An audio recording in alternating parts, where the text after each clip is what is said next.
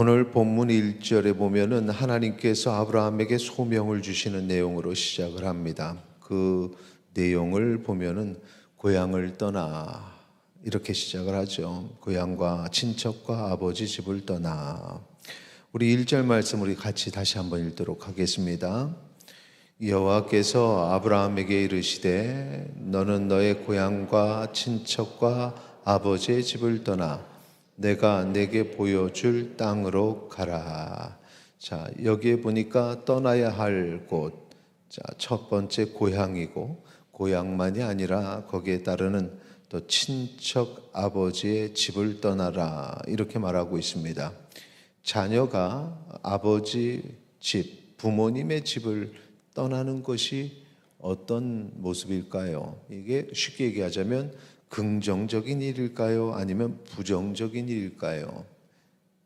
이게 사실은 절반이죠. 이게 긍정적일 수도 있고 부정적일 수도 있습니다. 반대로 좀 이 자녀가 부모님의 집을 떠난다 하는 것은 부정적인 의미일 수도 있고 긍정적인 의미일 수도 있는데 이 단어를 어떻게 쓰냐에 따라서 달라집니다. 가출은 부정적인 거죠. 가출은 부정적인 겁니다. 그런데 반대로 출가, 쉽게 얘기해서 부모로부터 이렇게 독립하는 것, 이건 긍정적인 겁니다. 여기서 기준을 우리가 이제 세운다 한다면 자녀가 미성년자이냐 아니면 성년이냐의 차이가 또 거기에 있겠죠. 사실 자녀는 성장하면서 어느 순간에 부모로부터 독립을 해야 됩니다. 자녀 교육이란 무엇이냐? 자녀가 그 독립을 잘할 수 있도록 돕고 그리고 독립 이후에 잘 살 수 있도록 사전에 훈련하는 것. 이것이 자녀 교육입니다. 부모가 그 교육을 통해서 자녀가 잘 독립해서 살 수 있도록 돕지 않으면 자녀는 의지적이 되죠. 그래서 부모에게 모든 것을 맡기고 어느 순간에 잘 독립해야 되는 그런 과정을 겪어야 되는데 그 과정을 겪지 못하면 어떻게 되는가? 나중에 부모가 항상 자녀를 끝까지 시킬 수 없기 때문에 나중에 부모가 자녀를 떠나게 되면 자녀의 삶은 무너지게 됩니다. 그래서 자녀를 교육할 때 잘 독립하도록 도와줘야 되는 것입니다. 오늘 본문에서 하나님께서 아브라함에게 부정적인 의미로 가출이 아니라 출가하라는 것입니다. 그러니까 아브라함이 이 부모의 영향력 아래에 있지 아니하고 이제 독립적인 삶을 살게 되는 것이죠. 특별히 이것이 중요한 그런 여러 가지 이유들이 있는데 그 아브라함이 사는 고향이 어디냐 이것이 참 중요합니다. 아브라함의 고향, 그 부모의 세대가 이 살아가던 그 자리, 그것이 갈대아 우르입니다. 갈대아 우르. 도시의 이름은 우르죠. 우르인데 칼데아 사람들이 사는 우르다. 그래서 칼데아 우르, 갈대아 우르라고 부르는 것입니다. 갈대아가 어디냐? 갈대아인이 사는 곳이 어디냐? 바로 바벨론 땅입니다. 성경에 있어서 이 바벨론 땅은 바로 이방인의 땅이죠. 이방인의 지역에서 사는 그러한 아브라함에게 바로 그 이방인의 땅을 떠나라 이렇게 말씀하고 계십니다. 자, 두 번째 이 떠나라는 이유는 이방인의 땅에서 무조건 떠나라는 것이 아니라 하나님께서 아브라함을 통해서 세우신 그 계획이 있기 때문에 그런데 그 계획이 이루어지는 장소는 바로 그 이방인의 땅 갈대아 우르가 아니고 바로 가나안 하나님이 계획하신 거룩한 땅에서 하나님께서 계획을 이루시기 위해서 그 하나님의 계획 이루어지는 땅 하나님의 약속의 땅으로 가라고 명령하신 것입니다. 그래서 하나님께서 아브라함을 위대한 믿음의 조상으로 세우시려는 이 계획을 시작하시는 첫 번째 스텝이 바로 세상과 구별되어야 된다. 세상 속에서 살면서 내가 너에게 계획한 믿음의 조상이라는 이 위대한 원대한 나의 계획을 이루지 못한다. 거기에서 나오거라 하는 것입니다. 오늘 우리가 이제 자녀를 위한 특별 새벽 기도회로 시작을 하면서 이 첫 번째 날에 기억해야 될 것은 우리의 자녀들이 위대한 하나님의 사람, 하나님의 도구가 되기 위해서 해야 될 첫 번째는 무엇인가? 그 세상에서 구별된 보석과 같은 그런 자녀들이 되기를 소망합니다. 세상 속에 섞여 살아가서 하나님이 그에게 계획하신 그 계획에 하나님의 그 비전, 하나님께서 주신 비전들을 이뤄가는 것이 아니라 세상에서 구별되어서 빛과 같이 빛나는 존재가 되기를 소망합니다.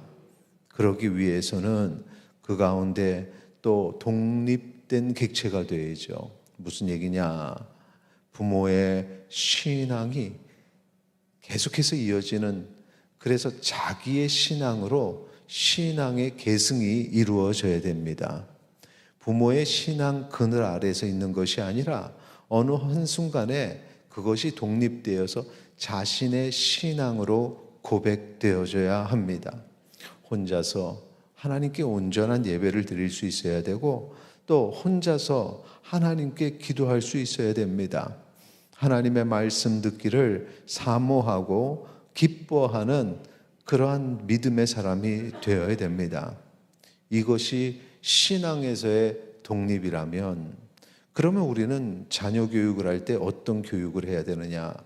앞에서 말씀드렸던 것처럼 잘 독립할 수 있도록 사전에 준비하는 것이 교육이다 했으니 우리가 혼자 말씀을 읽을 수 있도록 가르치는 것, 혼자 하나님께 잘 기도할 수 있도록 하나님을 의지할 수 있도록 가르치는 것, 이것이 아주 중요한 교육이라는 것입니다.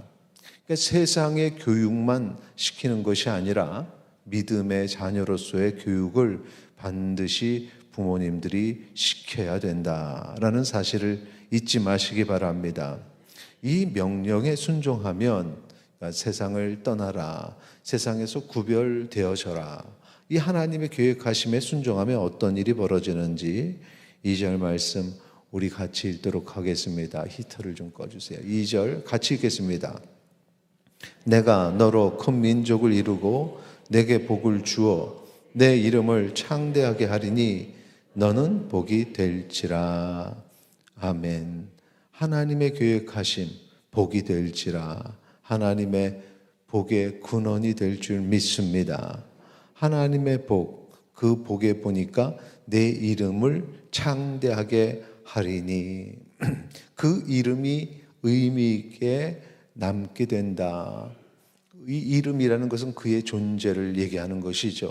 단순한 이름 석자라고 하면은 사실 동명이인도 있고 누가 누군지 모릅니다. 그러니까 여기서 말하는 이름이라는 것은 그 존재의 가치를 하나님이 높여주겠다. 오늘 우리의 자녀들이 그렇게 하나님 앞에 쓰임받아서 그 인생이 귀히 높임받는 우리의 자녀들 되기를 소망합니다. 하나님께서 높여주시는 사람의 특권이 있는데 그를 보호하신다는 거죠. 하나님께서 그의 삶을 하나님께서 인도하시고 그렇게 관계에 있어서도 하나님의 보호하심이 있습니다. 3절 앞부분을 보시면은 이렇게 기록이 되어 있습니다. 너를 축복하는 자에게는 내가 복을 내리고 너를 저주하는 자에게는 내가 저주하리니 라는 거죠. 그러니까 우리의 자녀들이 하나님의 복을 받고 복 자체가 되는 복의 원천이 된다라는 표현은 그로 말미암아 주변 사람이 축복을 받을 수 있는 기회가 주어진다. 복을 받을 수 있는 기회는 무엇인가? 바로 우리의 자녀를 여기에 지금 표현대로 너를 축복하는 자에게, 그러니까 우리의 자녀에게 축복하는 자는 복을 받는 거죠. 그렇게 해서 주변 사람들이 복을 받게 되는 것.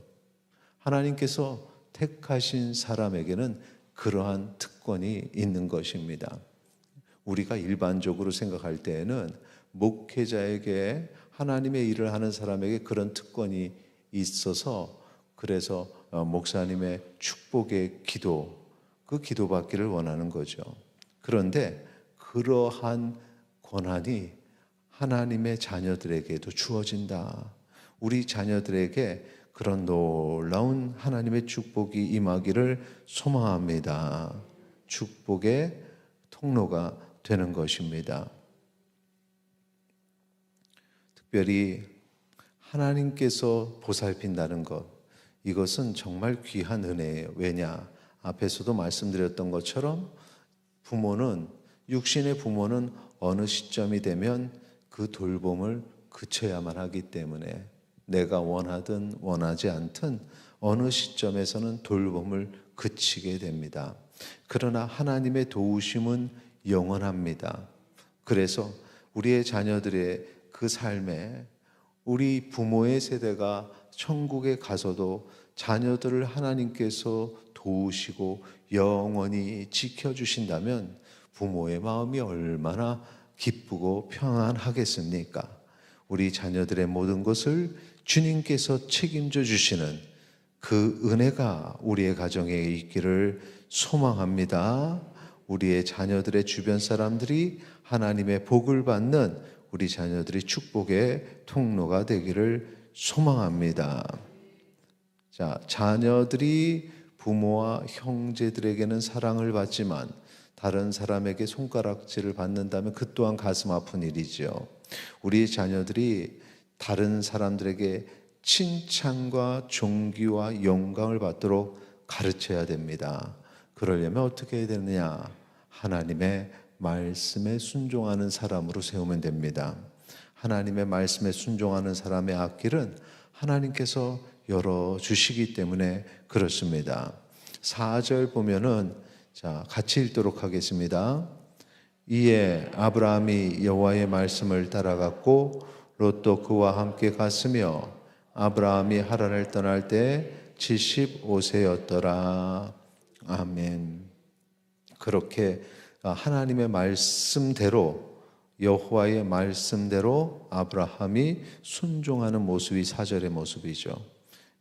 여러 가지 안 될 이유를 찾으면 찾을 게 많습니다.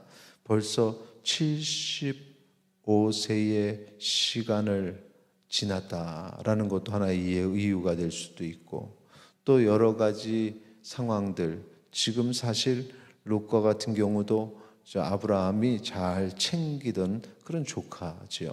그러니까 주변에 사람이 많아서 떠나지도 못한다 하는 것도 핑계가 될 수 있고, 여러 가지 떠나라 했을 때 떠나지 않을 핑계들이 주변에 있음에도 불구하고 그 말씀에 순종하여서 떠났다라는 것입니다.